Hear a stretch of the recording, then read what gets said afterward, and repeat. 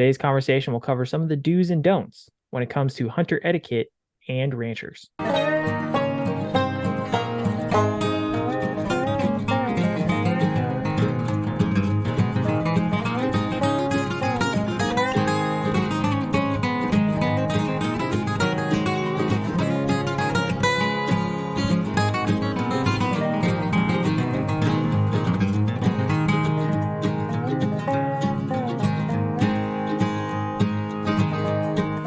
The approach of seeing if you can hunt someplace, there's a time to do it and a place to do it. Yep.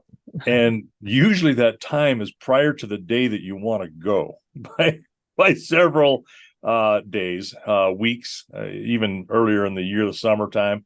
And, if you want to come out and help do a few things, most everybody is okay with that.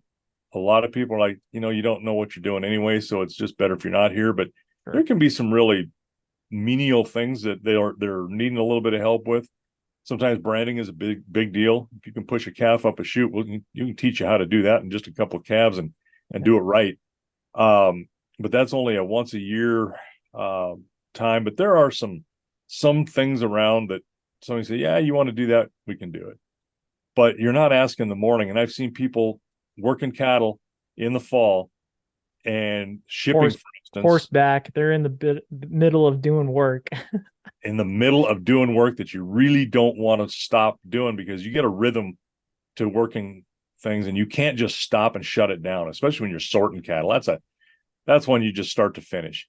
But I've seen people go walking right up there, drive up and say, oh, there's somebody there. They're working their cattle, so they must have a place right here. And they drive up and then stand there and want to talk to somebody about being able to go hunting and getting permission, and then telling them where to hunt and where they've seen the largest buck in history. And so it is just like there's no common sense being applied to that at all. And we call it common sense. I think they just don't know necessarily. Sure. And so, the other thing too is, like, you might approach the person that's not able to give you permission. Right. Oh, absolutely. Just because they say, yeah, I think so, doesn't mean you got a yes. Right. Right. And heck, I like to hunt too, but I Sure. talk to people ahead of time if I'm going to go. And one of the things you do when you ask is, how do you want your gates? Do I just leave them as I find them? Or do I, close all the gates? Well, that's usually not a good idea, because sometimes those gates are open from one pasture to the next because you got a water source there. Or that's just your grazing plan, and you're trying to utilize a couple different pastures at the same time. So if something looks odd or out of place when you're out and you're done and you're stopping back by to thank them, hint, then let them know. Say, hey, we were up at this spot, and be accurate about where you were at. Just don't say, hey, there was a gate up here that didn't look right. Okay, which one? Where's it at? Be specific. Nowadays, a lot of guys have GPS. So yes. if you're able to pin a location or get near it where you saw it and you can see it from that location, most guys can look at them and be like, oh, I know that spot on my place. I'll go check it out as soon as you guys roll out of here. Yep. That's right. Yeah, that's right. So that is a big help. Looking when you're going along a trail or something and you see something that doesn't quite look right, like a bunch of cattle gathered around say a water trough, and there doesn't seem to be much water in that, go let them know. Yeah. Something has happened. So those are all really good things to do. And you know what? It might endear you to be able to go and hunt another year too. Sure. One of the things you don't want to do is bring yourself, and your family's probably okay, but bringing 10 of your closest friends, because guess what happens? One of those closest friends always decides that, hey, this is where I hunt now. And then they bring 10 friends. Doing exactly what you're told when you're out there hunting is another thing. They tell you to stay on a two-track. Don't go. We used to call it, when I was with the state, when I was a game warden, call it coulee surfing.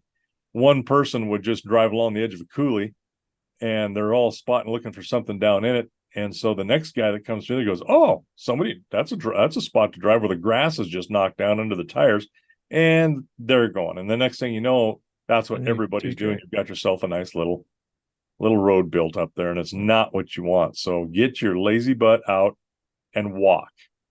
If you With can't that, walk, there are ways that you can hunt. If you're getting so old and stoved up that you can't do it anymore, there are ways to do that. But it if isn't everybody doing it.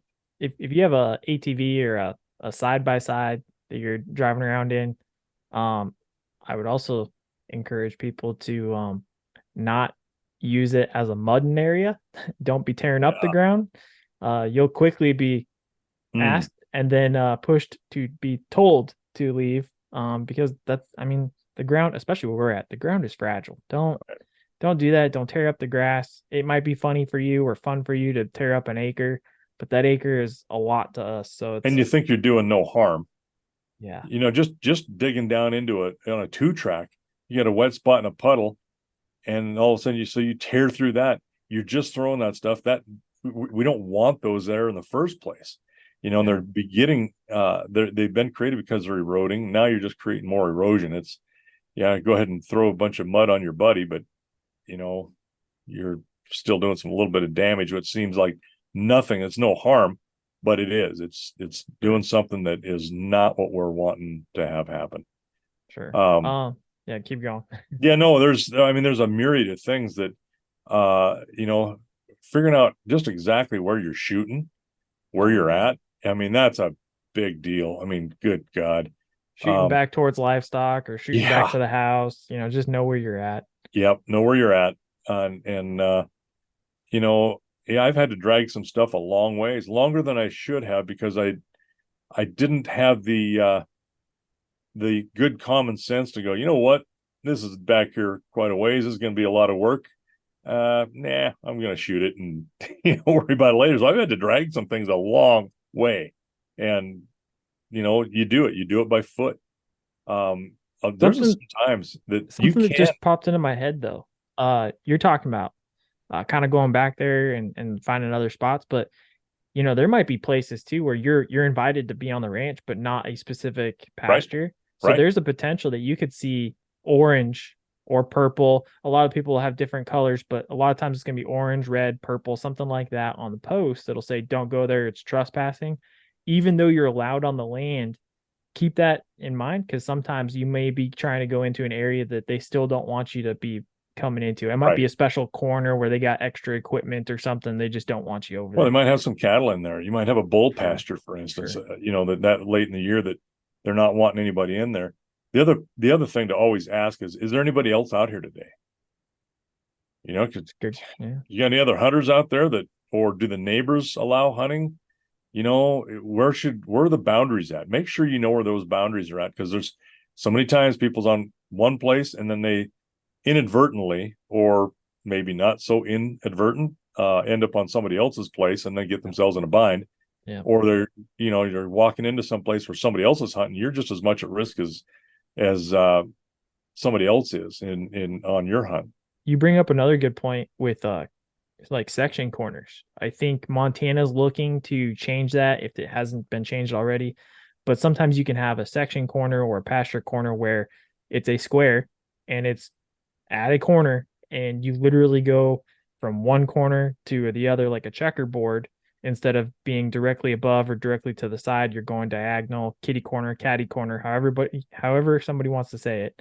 And that is currently, as far as I understand, Montana, illegal to go across that corner unless you have rights or easement through the other pastures. So that's some of those small details are important to keep in mind as well. That's true, and I think that's caused a little bit of consternation over the years. That's been that way for as long as I can remember. Yeah. Um, when I was a warden, that was something that was enforceable, and sometimes was because people would try to go, oh no, I'm on a piece of state ground or on a piece of private ground. I don't want to go to that state ground over there or BLM ground, public ground, but they had no access on the two adjacent, to their Mhm. left and right of that corner. And so they say, oh, I'm going to climb over the corner and get there because it was landlocked and nobody else could get there. And no, that wasn't accessible. So yeah, there's trying to in a way cheat the system sometimes is on purpose, and sometimes it's not, just not knowing. But you better know what you're doing when you go out. Um, nobody wants, even ranchers, they don't want the game warden showing up to, get in the middle of an investigation because the Yeah. neighbor's hunter. I mean, it's just a pain. Um, most of the landowners I dealt with, I had a decent rapport with, and so they'd be calling me for issues. Um, and there's always some that they didn't want anybody around. Didn't matter who it was, they didn't want anybody around, and that was just, and you got to respect that. That's fine. But one of the things about the four wheelers, people use them to just replace their legs for the Yeah. entire day, not just I get would say somewhere a to lot of the park and times they walk. do. Yeah, and so I can remember your grandpa and I were hunting one time in the mountains, and we were in a spot where there was no anything other than walking or horses. There was no motorized use at all. And we come up on this ridge, and it was some really nice elky country. And we kind of come around this corner, and here's a couple of four wheelers sitting there. And he he blew a gasket. I had to actually kind of encourage him not to stick a bullet through the engine. Oh God, he was mad. And Yeah. it's like, how did they even get in there? I mean, it was some Yeah. rough countries. Like, when it's on the other side, they were able to work their way in there. But so, you make somebody mad like that, you create a lifelong enemy. And I think Oh, maybe sure. one of your grandpa's dying breaths was, "I hate four wheelers," and conked out. I don't know.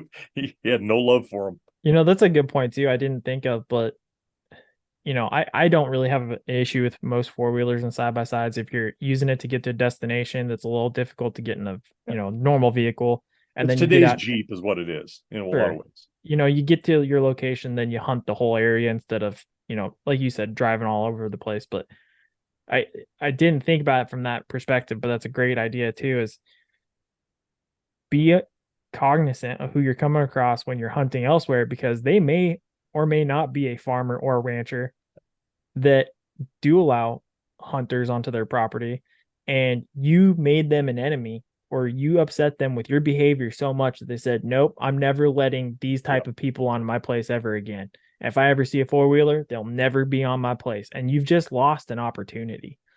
Well, and I've seen people completely shut down their hunting opportunity for anybody else because wire fence was cut for Yeah. somebody else to access, and it wasn't their hunter, but it was an adjacent one, and they said, that's it, I'm not. And so that anybody that was on there is fair game, and Yeah. they've got a vendetta now. We had, and nothing we can do anything about, but we had a steer butchered. It was clearly killed and butchered on one of our pastures in the fall a couple years ago, and you know there's nothing you can do about it. We don't own it. We don't have the ability to say no to hunting on it because the landowner does, the people we lease to, and that's their right. And Right. that's one of the risks we knew going into that lease, was that this could happen. And you just don't think it's going to, but it sure It did. does. It Yeah. happens. So, and that's a revenue stream for them as well as a landowner, besides a lease. And, we're really there because they're absentee landowners. So we're there really kind of protecting their ground for them. And I do, but it kind of bites you in the butt a little bit. And if we owned it, we'd probably allow the hunting too. Yeah. I wouldn't be in the state's block management program. I would have that controlled a little bit differently, and a little bit more opportunity, because it gets just pounded. It leaves a little bit of hunting opportunity for a bit, and then it goes away very quickly because it gets overrun with people. Yeah. So yeah, Well, that's a big deal.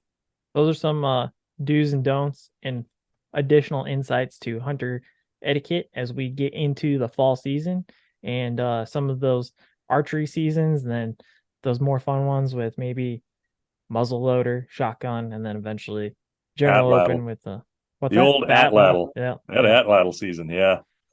But with that, we'll take that conversation and put it out to pasture.